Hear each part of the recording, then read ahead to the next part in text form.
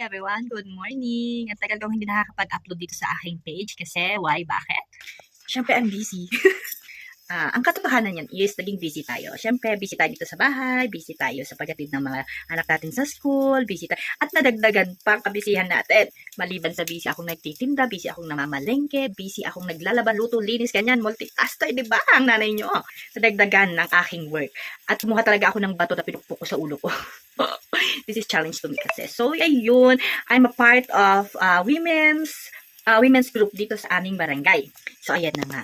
As bilang ako ang kanilang isang officer na vinote, kailangan kasi natin gampanan ng ating mga obligasyon, ang ating mga dapat gampanan.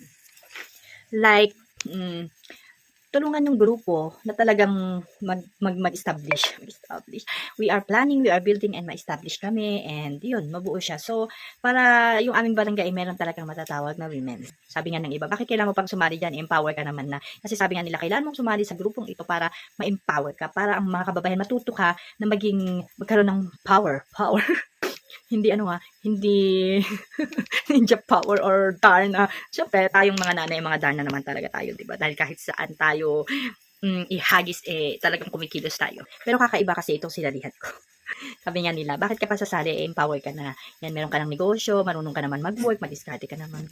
Pero syempre, as bilang ako nga kanilang binotong presidente, kailangan kong magtrabaho at tulungan sila. Tulungan ng aming grupo na siguro yung iba kasi hindi nga rin dito kailangan yung extra income. Kailangan kasi namin dito is as a team na kailangan namin magkaroon ng pabanding, ganyan. Meron kaming another family, ganyan, maliban sa, syempre magtutulungan kaming lahat paano pa magkaroon ng extra income, tsaka mga knowledge, tsaka para matuto kami sa mga bagay-bagay. Marami pa. Alam mo, kahit na sinabi mong marami ka nang alam sa life, iba pa rin kasi yung marami ka pa rin natututunan sa ibang bagay-bagay. Siyempre, hindi naman lahat talaga nasa atin. No? Nobody's perfect. Na lahat alam mo na, ganun, walang ganun. So, ayun na nga. So, habang tayo ay maraming alam at marami pang malalaman. So, ayun na, diba? So, lately nga lang, natuto akong sumayaw ng aming kulto.